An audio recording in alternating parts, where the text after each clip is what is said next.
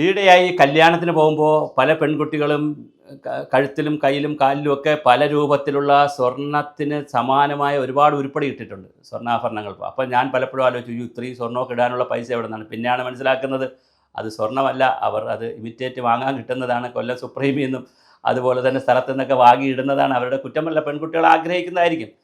പിന്നെ ഇടുപ്പിൽ കെട്ടിയിരിക്കുക, കഴുത്തിൽ മുതൽ കാലറ്റം വരെ, അല്ലെങ്കിൽ ഒരുപാട് സ്വർണ്ണം ഇടുക, കയ്യിലിടുക, 10 കയ്യിലും വിരലിലും മോതിരം ഇടുക, പിന്നെ അങ്ങനെ തള കെട്ടുക, കൊലുസ് കെട്ടുക, ഇങ്ങനെ വലിയൊരു സ്ത്രീകൾ വേറൊരു തരത്തിലൊരു ആഡംബര വസ്തു ആവുന്നതിന് പലപ്പോഴും സ്ത്രീകൾക്കും താല്പര്യമുണ്ട്, വീട്ടുകാർക്കൊക്കെ ഇത് മറ്റുള്ളവരെ കാണിക്കുന്ന പൊങ്ങച്ചത്തിൻ്റെ ആടം കൂടിയാണല്ലോ പിന്നെ നമ്മുടെ കല്യാണമൊക്കെ. പക്ഷേ എന്തായാലും സ്വർണം വാങ്ങി കല്യാണം നടത്തുന്നവരുടെ കാര്യം ഭരണത്തടിക്കുന്ന അല്ലെങ്കിൽ അവരുടെ കരണത്തടിക്കുന്ന പരിപാടിയാണ് നടന്നുകൊണ്ടിരിക്കുന്നത്.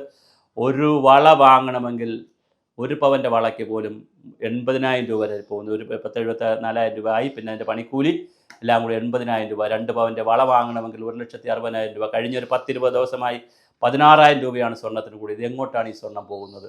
നമ്മുടെ സ്വർണ്ണത്തിൻ്റെ ഉൽപ്പാദനം ഇങ്ങനെ കൂടുന്നു ഒരു വശത്ത്. അപ്പോൾ നമ്മുടെ പെൺകുട്ടികളൊക്കെ ഇപ്പോൾ പിന്നൊരു പുതിയ ട്രെൻഡ് വരുന്നത്, പെൺകുട്ടികളൊക്കെ കുറച്ച് സ്വർണ്ണം കുറച്ച് ഉപയോഗിച്ച് തുടങ്ങിയിട്ടുണ്ട്.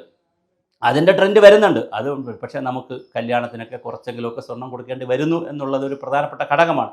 അപ്പോൾ എന്തായാലും കേരളത്തിൽ സ്വർണത്തിൻ്റെ വില അതീവ ഗുരുതരമായിട്ടാണ് കയറിക്കൊണ്ടിരിക്കുന്നത്. എന്നാലും വാങ്ങുന്നതിനും ഒരു കുറവില്ല, അതുപോലെ തന്നെ ഷോപ്പുകൾക്കും കുറവില്ല, ജുവലറികൾക്കും കുറവില്ല. അത് വേറെ കഥ.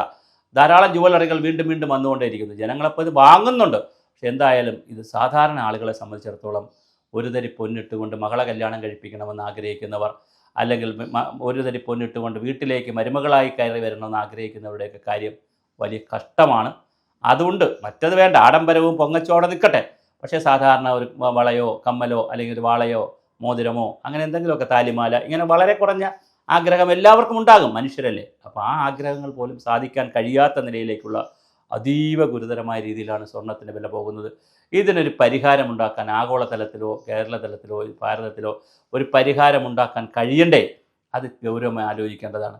സ്വർണ്ണം ഉപയോഗിക്കരുത്, സ്വർണ്ണമില്ലാതെ രജിസ്റ്റർ ഓഫീസിൽ പോയി കല്യാണം കഴിക്കാനൊക്കെ പറയാം, അത് നമുക്ക് പറയാം. എന്തിനാണ് ലിവിങ് ടുഗദർ ഉണ്ട്, രജിസ്റ്റർ ഓഫീസിൽ പോയി കല്യാണം കഴിച്ചുകൂടെ, അല്ലെങ്കിൽ 2 തുളസിമാലയിട്ട് കല്യാണം കഴിച്ചുകൂടെ എന്നൊക്കെ ചോദിക്കാം.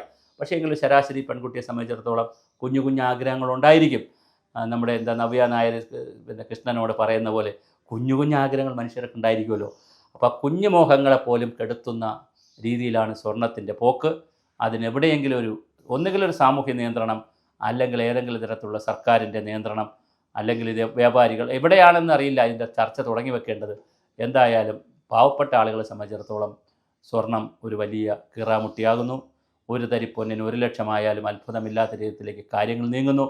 അപ്പോൾ അങ്ങനെ പോകുമ്പോൾ സ്വാഭാവികമായിട്ട് ഈ കല്യാണം മാത്രമല്ല, ഈ കുഞ്ഞുങ്ങളുടെ പേരിടൽ ചടങ്ങ്, അതുപോലെ തന്നെ ജനിക്കുമ്പോൾ അവരുടെ നൂലുകെട്ടിന്, ഇങ്ങനെ കുറേ ചടങ്ങുകളുള്ള സംവിധാനമാണല്ലോ നമ്മുടെയൊക്കെ സംവിധാനങ്ങൾ. അപ്പോൾ ഏത് മതം എടുത്താലും ജാതി എടുത്താലും കുറേ മതങ്ങൾ, ആചാരങ്ങളൊക്കെ ഉണ്ട്. ഈ ആചാരങ്ങൾക്കെല്ലാം കുഞ്ഞു കുഞ്ഞു സ്വർണം കൊടുക്കുന്ന പരിപാടിയും ഉണ്ട്. ഒരു അമ്പലത്തിൽ കൊടുക്കുന്നു, അങ്ങനെ ഉണ്ട്. പക്ഷേ അതിനെല്ലാം ഒറ്റ കത്രിക പൂട്ട് വീണതുപോലെയാണ് സ്വർണത്തിൻ്റെ കുതിപ്പ്. ഇങ്ങനെ പോയാൽ സ്വർണം ഉപേക്ഷിക്കേണ്ടി വരുമോ? ഇതിന് സ്വർണത്തിന് പകരം മറ്റൊന്നുമില്ല. ഇപ്പോൾ തൽക്കാലം അലുമിനിയോ അല്ലെങ്കിൽ പിന്നെ വെള്ളിയോ ചെമ്പോ ഒന്നും എടുത്ത് വയ്ക്കാൻ പറ്റുന്നില്ല. പകരം സ്വർണത്തിന് നിൽക്കാൻ പറ്റുകയുള്ളൂ. സ്വർണത്തിന് പകരം സ്വർണ്ണം മാത്രമേ ഉള്ളൂ. അതാണ് വേറൊരു തമാശ. അതുകൊണ്ട് അത് വില കിട്ടുന്നൊരു സാധനവുമാണ്. എന്തായാലും സ്വർണത്തെ ആര് പിടിച്ചു കെട്ടും? വളരെ പ്രധാനമായി നമ്മൾ ചിന്തിക്കേണ്ട വിഷയമാണ്.